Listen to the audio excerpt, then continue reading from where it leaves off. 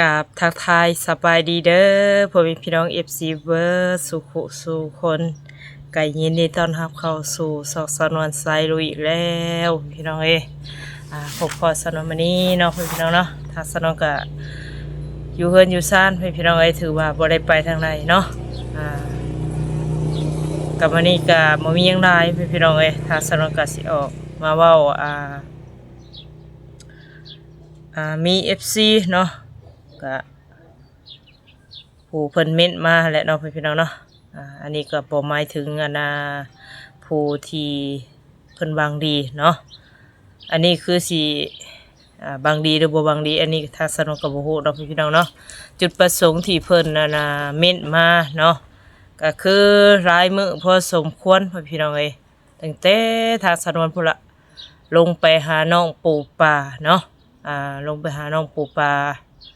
จุดประสงค์ของสาวนวลเนาะไปแต่ละครั้งนี่ก็คือทางพระผู้ใหญ่เนาะมอบหมายให้ทางสาวนวลนี่เป็นสะพานบุญให้ทางสาวนวลก็เฮ็ดด้วยความบริสุทธิ์เนาะและก็ความโปร่งใสพี่น้องบ่มีหยังขัดแย้งหรือว่าในนี้นั่นกับน้องเพิ่นเนาะจุดประสงค์เพิ่นเม็ดมานี่ก็บ่ฮู้ว่า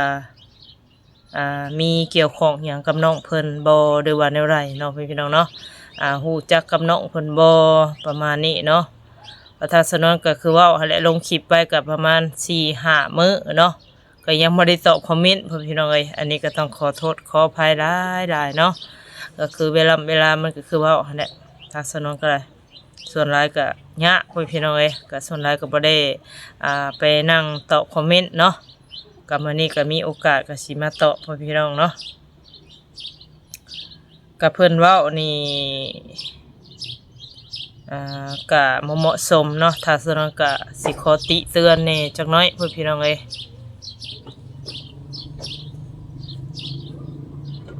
ก็คือเพิ่นนี่หมายถึงที่ว่าถ้าสนวนเผาไปหาน้องปูปลาเนาะก็บ่ได้เว้าแต่น้องปูปลาเว้าถึงทางสาวนวลนำพี่น้อง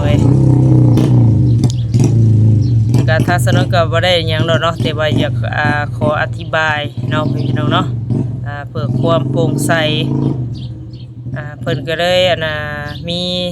ท่านหนึงเนาะขออนุญาตตอบคอมเมนต์นี้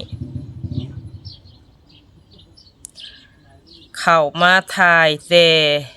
ไม่รู้จักสอนให้ปลูกผักปลูกอะไรกินว่าซั่นเนาะไปย้อนเบิ่งคลิปเก่าเนาะพี่น้องเนาะย้อนคลิปเก่าทางสนวนไปหาน้องปูปลาคำใดที่ว่าทางสนวนบ่ได้สอนน้องเพิ่นเนาะทางสนวนสอนตลอดพี่น้องบางคนก็ความคิดเห็นมาว่าสอนน้องเฮ็ดหยังสอนไปก็เท่านั้นล่ะแบบว่าคนขี้คร้านคนบ่ขยันประมาณนั้นเนาะมันก็คือว่าหั่นแหละพี่น้องอันนี้ทางสนวนไปสิไปต่อผู้นี้ก็ยังผู้นึงเนาะมันก็หลายความคิดเห็นพี่น้องอันนี้ทางสนวนนี่บ่ถูกเนาะก็เมื่อได้อ่านคอมเมนต์เพิ่นเขียนมาแล้วก็โอ้ยพี่น้องจักเพิ่นจะว่าจังได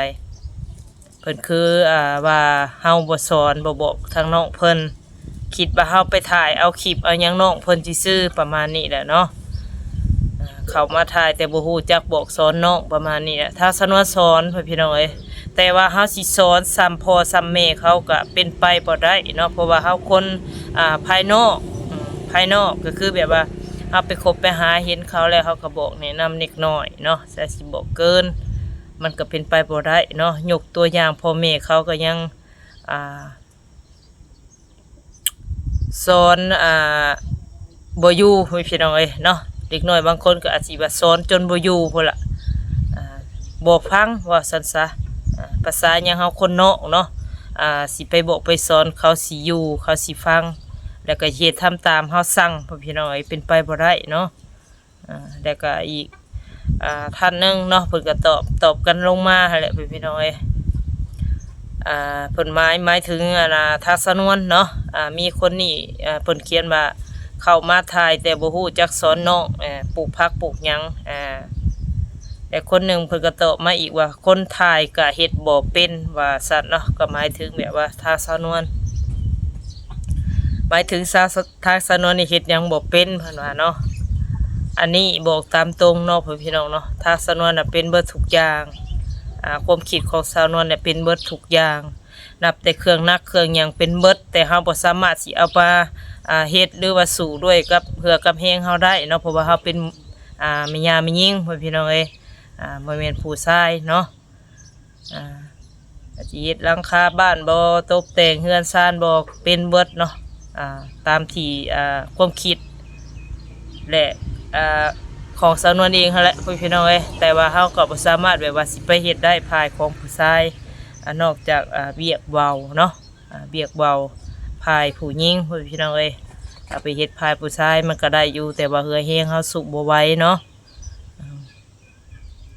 ถ้าสาวนวลเฮ็ดเป็นเบิดกับข้าวกับน้ำปลูกผักปลูกหญ้าก็เป็นของแบบนี้แฮงโว้ยพี่น้องเอ้ยของนิดๆน้อยๆเนาะของมันบ่ได้ยากพี่น้องขึ้นอยู่กับใจก็ทางสาวนวลมันก็บ่มีเวลาปลูกผังกันเล็กน้อยส่วนเฮาอยากเฮ็ดกินพอเฮ็ดได้เนาะมีเวลาแบบว่าเฮาบ่ได้ไปไส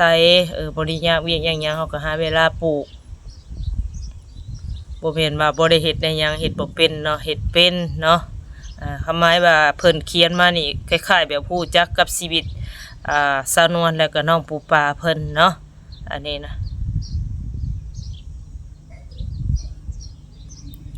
เด็กก็มีอีกเนาะคอมเมนต์นึงพี่น้องเอ้ยเพิ่นก็เขียนอีกเนาะก็คือว่าหลายพอสมควรแล้วพี่น้องเอ้ยคงไม่มีที่ถ่ายมาถ่ายคนไม่ขยันทำมาหากินคนแบบเดิมแบบเดียวกันเนาะหมายถึงว่าน้องปูปลากับสาวนวลนี่คนเดียวกันว่าสั่นเนาะอันนี้ ตาสิว่าอีกภายหนึ่งมันบ่แม่นว่าคนเดียวกันมันคนละคนพ่อพี่น้องเอ้ย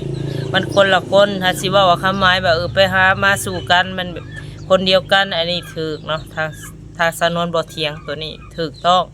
เพราะว่าถ้าบ่แม่นคนเดียวกันก็บ่สามารถเข้าไปหาน้องเพิ่นได้เนาะเพราะว่าทางสาวนวลนี่ก็รับเงินจากผู้ใหญ่แล้วก็มามอบให้ทางน้องปูปลาถ้าว่าบ่เฮ็ดคลิปน้องปูปลาเนาะสังคมทั่วโลกเนาะพี่น้องเนาะกาสิบ่รับรู้ว่ามีผู้หลักผู้ใหญ่ซอยน้องเพิ่นอยู่เนาะถ้าสาวนวลก็ต้องถ่ายออกพี่น้องเอ้ยเผยแพร่ออกให้รู้ว่าน้องปูปลายังมีคนหักคนหอมยังมีคนซอยคนสู้เราอยู่บ่มีผู้ปาผู้ถิ่มเราเนาะก็สิประมาณนี้พี่น้องเอ้ยถ้าเข้าใจก็คือว่าอะไรมันบ่แม่นว่าสิไปติทางสาวนวลสิไปติทางผู้ใหญ่เป็นไปบ่ได้พี่น้องเอ้ยมันนี่มันขึ้นอยู่กับน้ำใจเพิ่นเงินคำกำแก้วเงินของเพิ่นเองเนาะคือทางสาวนวลนี่ก็บังคับเพิ่นบ่ได้หยุดเด้อหยุดช่วยน้องปูปลาคำเว้าของสาวนวลบอกได้แต่เพิ่นเงินในถุงเพิ่นเนาะพี่น้องเนาะสามารถเพิ่นสิให้ไผมันก็เรื่องของเพิ่นเนาะอันนี้มันเป็นอีกส่วนหนึ่งเฮาไปต่อต้านความคิดหรือว่าความที่เหมาะสมหรือว่าใจเพิ่นอยากซอยอยากสู้นี่เป็นไปบ่ได้พี่น้อยเนาะเนาะ FC ท่านนึงเพิ่นก็เขียนมาอีกเนาะแต่อันนี้มันก็คำที่บ่เหมาะสมเนาะพี่น้องเนาะขอโทษขออภัยถ้าว่าทางสนวนกลับมาอ่านคอมเมนต์นี้ให้ฟัง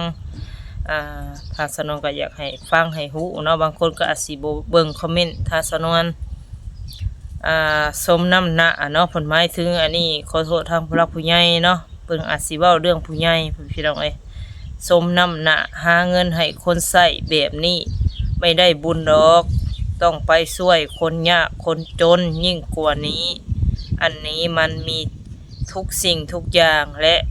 ปล่อยมันทำมาหากินเองดิ้นรนเองไม่เห็นน้องมีเหรอประมาณนี้เราคำหมายแบบว่ายกตัวอย่างให้เบิ่งตัวอย่างของน้องเมย์ประมาณนั้นเนาะพี่น้องเนาะทางพื้นย่องทางน้องเมย์ปลูกผักปลูกหยังนั่นแหละพี่น้องเอ้ยก็มีท่านหนึ่งอีกเนาะพี่น้องหลายพี่น้องเอ้ยจะให้อ่าน ถ้าให้ทัศนวนอ่านนี่อ่านบ่ไหวเนาะหลายพอสมควรก็คือว่าและมีลบมีบวกเนาะบางคนก็ว่าเป็นกรรมของคนซวยหมายถึงผู้หลักผู้ใหญ่เช่นกันพ่อพี่น้องเป็นกรรมของคนซวยเดือที่มีมากับเล็กโกหกคนนี้ตั้งแต่ศาสตร์ก่อนยุดทายแล้วให้คำแนะนำผู้ใหญ่ใจดีไปช่วยคนอื่นที่ควรช่วยจะได้บุญกว่าเยอะเนาะเปิดอาจสิแนะนำแบบว่าให้ทัศนวนนี่แนะนำทางผู้หลักผู้ใหญ่ให้ยุดซอยซะน้องปุป้าเนาะเราเป็นคนบ่ขยันขี้ข้านเพิ่นก็ว่าประมาณนี้แหละเนาะการแนะนำเพิ่นพี่น้องอันนี้คือเพิ่นการแนะนำมาเนาะอันนี้ก็ทัศนวนตอบได้คำเดียวเนาะขึ้นอยู่กับใจเพิ่นเองเนาะเพิ่นพี่น้องเนาะเฮาบ่สามารถต่อต้านว่าความคิดของเพิ่นเนาะเพิ่นอยากซอยเพิ่นอยากสู้ภัยมันก็เรื่องของเพิ่นเนาะเพิ่นพี่น้องเนาะมันเป็นเงินเพิ่นพี่น้องทัศนวนเว้าบ่ได้เนาะตัวนี้เนาะก็คือหลายคนเพิ่นตีเตือนทางน้องเพิ่นก็โอ้ยหลายเนาะพี่น้องเนาะแต่คือว่าละพี่น้องโมเมนต์ว่าทัศนวนพร้อมพี่เพียงพุ่นเนาะก็ว่าเครื่องกลางเนาะก็ยกตัวอย่างคือน้องปูปาเนาะเราก็บ่มีพ่อเนาะส่วนว่าแม่ก็คือว่าละพี่น้องหลายคนก็อาจสิฮู้เนาะเกี่ยวกับแม่ลาวก็พอสำนักเนาะทางน้องเพิ่นก็ตัวคนเดียวพี่น้องอีกอย่างก็ทางน้องปูปาก็ยังน้อยเนาะอายุเพียง12-13 ปีความคิดหรือว่าปัญญายังบ่ฮู้ยังบ่จักที่สูงที่ต่ำที่ผิดที่ถูกแล้วก็พิจารณาว่าใช้ชีวิตแบบไรให้ตัวเองชีวิตตัวเองดีขึ้นอันนี้มันก็ความคิดน้องเพิ่นอาจสิคิดบ่ได้เนาะพี่น้องเนาะอาจสิคิดว่าโอ้ยข่อยอยากเฮ็ดหยังก็เฮ็ดข่อยอยากไปใส่ก็ไปเนาะมันขึ้นอยู่กับน้องเพิ่นพี่น้องกับปกติน้องเพิ่นเนาะเพิ่นก็ยังน้อยบ่ฮู้หยังพี่น้องก็อีกอย่างมันก็บ่มีผู้หลักผู้ใหญ่เนาะแบบว่าอยู่เคียงข้างทางน้องเพิ่น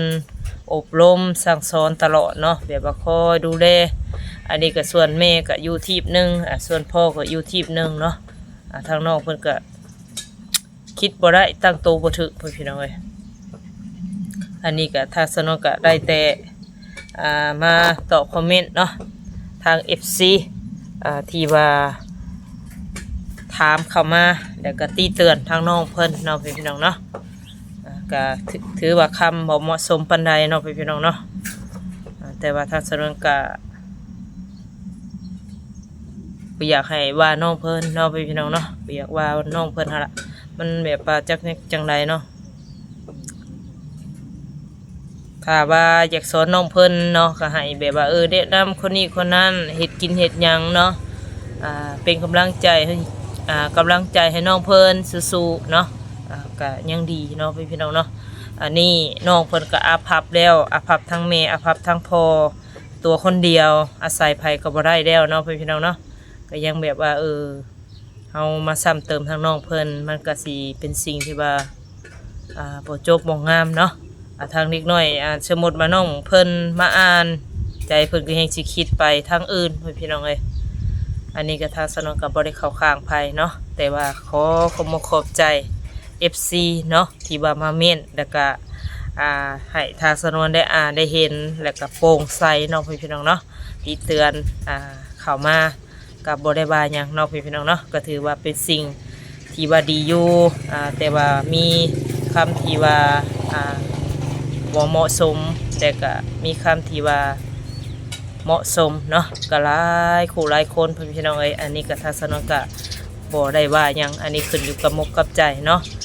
จังไรก็ทัศนก็บ่ผิดบ่ถือผิดพลาดประการใดเนาะพี่น้องเนาะก็ต้องขอโทษขออภัย FC ผู้ที่เคารพและนับถือหักแพงเบิดสุขคนเนาะอันนี้ก็หมายถึงที่ว่าเพิ่นเขียนมาเนาะพี่น้องเนาะอันนี้ก็คือว่าหั่นน่ะเพิ่นอาจสิว่าถ้าสนวนไปแต่บอนเก่าเนาะอันนี้ก็แม่นอยู่พี่น้องก็บ่ได้ติได้เตือนเพิ่นเนาะอันนี้มันเป็นสิ่งที่ว่าถูกต้องเนาะ ถ้าสนวนก็บ่ได้ว่าหยังเนาะจังไรคลิปนี้ก็สิประมาณนี้ละพี่น้องเอ้ยออกมาตอบคอมเมนต์ FC ที่ว่ายังบ่เข้าใจเนื้อในทางน้องเพิ่นเนาะแต่ทางสนวนก็พอฮู้อยู่ที่แบบไปที่มาของน้องเพิ่นแต่เฮาเว้าหลายมันบ่งามเนาะพี่น้องเนาะจากนั้นก็คือว่าละคลิปนี้ก็ทางสนวนก็